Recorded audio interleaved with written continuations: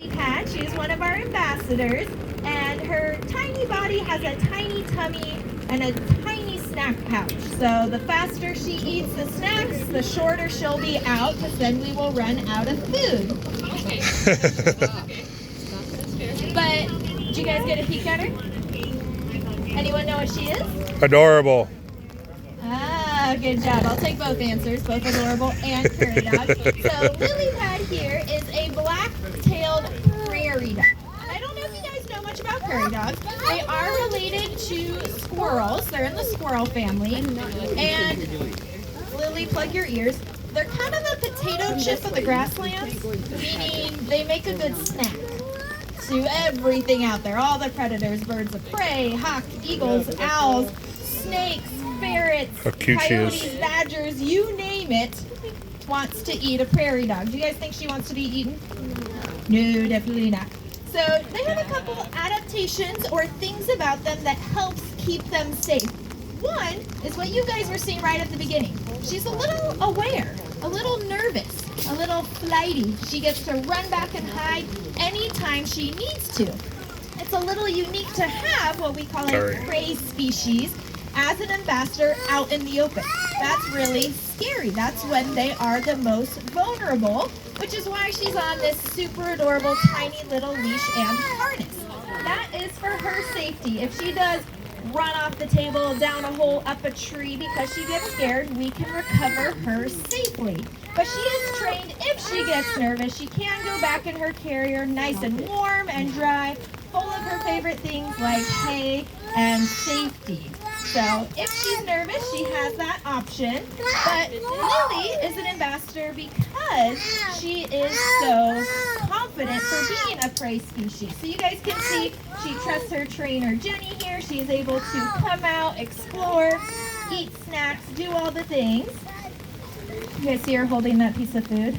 Remember, related to squirrels, her closest relative is a ground squirrel.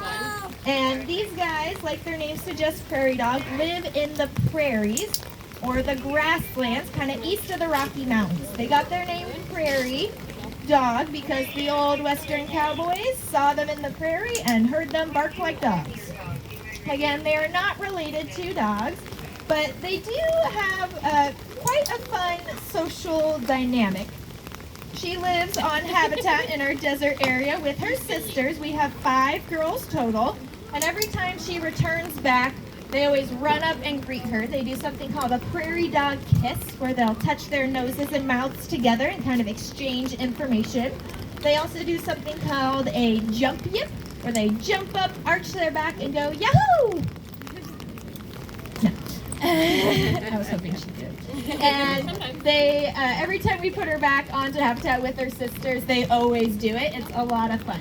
So they have great communication skills, and there's actually been some studies done. 2 particular ones I want to talk about. One is they're so smart, they are able to have different vocalizations for different predators. So being a small little rodent that lives underground, if they see, say, a bird of prey fly overhead, they're going to yell out, something in the sky is scary, go underground.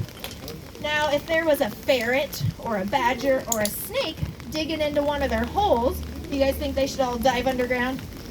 No, that wouldn't be very safe. So they have a different vocalization that says, hey, everyone get out, something scary has come into the burrow. So they have different vocalizations for different predators.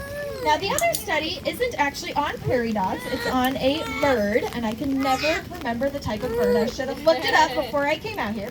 But there is a bird species that lives in the prairies where prairie dogs are found, and they actually have chosen to build their nests near prairie dog towns, which would seem a little counterintuitive because the way the prairie dogs change the landscape to not have flooding, be a little more open and exposed so they can see predators coming, is a little exposed for a bird to make a nest. But they are choosing to nest in these prairie dog areas because the birds are picking up on the prairie dog's warning calls. They've moved into a house that has a pre-built alarm system already installed. The picture that the Smithsonian Zoo put out when they published this study is hilarious because they had a fake badger on like a remote control skateboard that they would roll into the field with the prairie dogs and the birds to do the test to see what happened. So very intelligent, very smart. Like I was saying, they do change that landscape as well.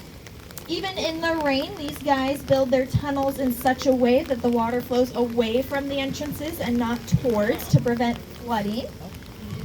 And all their little rooms underground are just like the rooms in your house. So you guys might have a kitchen or a pantry where you'll eat and store food. You guys might have a nursery where you'll raise young. These guys even have a latrine. That's a fancy word for a bathroom. Hopefully you guys know what happens there. And they have all these different tunnels underground. And they are pretty amazing little rodents. They are one of my favorites for sure. And so cool. Anyone heard the term keystone species today? Mm-hmm. Anyone taking the bus tour? Hey, you guys might not have been listening on the bus. No. Basically, any engineers out there know the keystone in a building or a home, if you remove that, the whole structure collapses. So a keystone species is an animal that when you remove it from the ecosystem, everything else collapses as well. So prairie dogs, it has been said, affect over 200 different plants and animals out there in the prairies. Now, they are able to, again, be that potato chip. They're part of the food chain. But on top of that, the way they change the soil and the grass grows brings in the insects, which brings in the birds, and everything is really connected out there in that prairie. She likes that gourd. She's very cute. Like I said, tiny tummy means a tiny amount of snacks, and she gets full easy. So Lily is going to go back home to her nice dry tunnel and cave. I'm going to stick out here for a couple more minutes. If you guys want to brave the rain, please feel free to stick out, hang out, and I will answer any questions you guys might have. But other than that, thank you guys so much for joining us today, and please enjoy the rest of your day here at the San Diego Zoo. There you go.